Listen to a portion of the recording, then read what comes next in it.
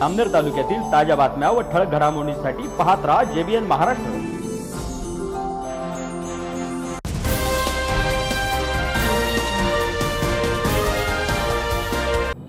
नमस्कार, मी मिनल चौधरी। पाहूया काही ठळक वृत्त। जामनेर तालुक्यातील मादनी येथे नवीन ग्रामपंचायत इमारतीचा लोकार्पण सोहळा आज मोठ्या उत्साहात आणि दिमाखात पार पडला। मंत्री गिरीश महाजन यांच्या माध्यमातून उभारण्यात आलेल्या या नवीन इमारतीमुळे गावाच्या विकासाला नवी चालना मिळणार असल्याचे सांगितले जात आहे। या ग्रामपंचायत इमारतीचे लोकार्पण जामनेर नगर परिषदेच्या नगराध्यक्षा साधना महाजन यांच्या हस्ते करण्यात आला। यावेळी माजी अभियंता JK चव्हाण, फत्तेपूर आउटपोस्टचे API अंकुश जाधव, तंटामुक्ती समितीचे अध्यक्ष बबलू भन्साली, जिल्हा परिषद शिक्षक व आरोग्य सभापती डॉक्टर भरत पाटील, विविध कार्यकारी सोसायटीचे chairman Ramkrishna Patil, ginning pressing सहकारी संस्थेचे संचालक शिवाजी पाटील यांच्यासह अनेक मान्यवर उपस्थित होते। तसेच मादनी गावातील प्रतिष्ठित नागरिकांनीही या सोहळ्यास मोठ्या संख्येने उपस्थिती लावली। पदाधिकारी, बंधू आणि भगिनींनो, सर्वात प्रथम मी आपल्या या ग्रामपंचायत कार्यालयाचं उद्घाटन, लोकार्पण झालं असं जाहीर करतो।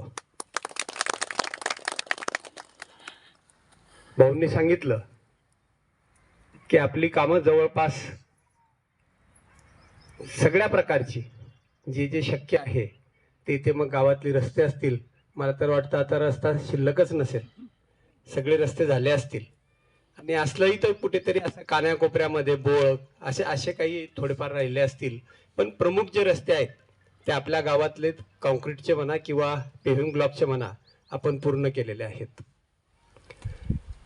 एक सुंदरसं ग्रामपंचायतचं कार्यालय आपल्या ग्रामपंचायतीला असावं आणि जेव्हा मग प्रोग्राम तयार करायचा तेव्हा आठवणीने, म्हणजे डॉक्टर बोललेले असतील किंवा भाऊ बोलले असतील, भाऊंशी विषय झालेला असेल तुमच्या, आठवणीने जेव्हा यादी तयार करायची तेव्हा भाऊंनी मला सांगितलं की JK मादनी लक्षात ठेव। आणि त्या दृष्टीने आपण एक सुसज्ज असं ग्रामपंचायत कार्यालय इथे उभं केलेलं आहे। महेंद्र भाऊ आलेले आहेत, त्यांच्याच येणे झोन मध्ये आपण ओपन स्पेस मध्ये कार्यालय उभं केलेलं आहे। बाकी फार काही आमचं तुम्हाला मागणं नाहीये, फक्त 2 CCTV कॅमेरे या ग्रामपंचायत कार्यालयाला आपल्या मार्फत लावून द्यावं ही माझी आपल्याला या गावातर्फे विनंती आहे।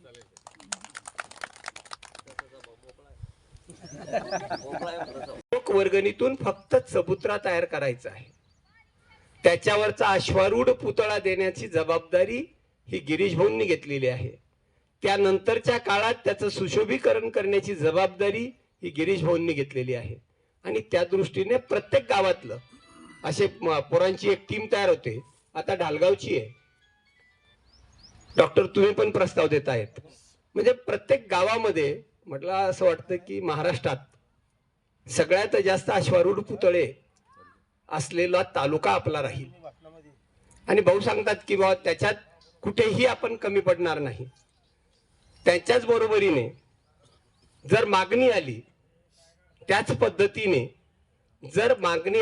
पद्धतीने जर पुढाकार त्या समाजाचा असेल तर आपण डॉक्टर बाबासाहेब आंबेडकरांचे पुतळे सुद्धा उभे करणार आहोत। आणि भाऊंनी त्याच्यासाठी सांगितलं की पुतळा देण्याची जबाबदारी ही माझीच राहील। त्याच्यामुळे गिरीश भाऊ म्हटलं की ते काही जात, धर्म, पंथ याचा कुठलाच विचार नाहीये आणि तो जर असता तर पहिल्याच पंचवार्षिक नंतर त्यांची पण गाडी जी सुसाट आहे ती थांबली असती, पण त्यांनी ते कधीच केलं नाही। हा माझा, हा परका, म्हणजे गोदरीतलं काही काम घेऊन कोणी कार्यकर्ता जर गेला तर त्यांनी कधीच विचारलं नाही JK कुठे आहे, आबा कुठे आहे, दिलीप कुठे आहे, हे नाही विचारलं। तो त्याचं वैयक्तिक एखादं काम घेऊन आला असेल, भलेही तो विरोधात असेल, पण तरी त्याचं काम केलेलं आहे आणि ते काम करण्याचा हेतूच असा असतो।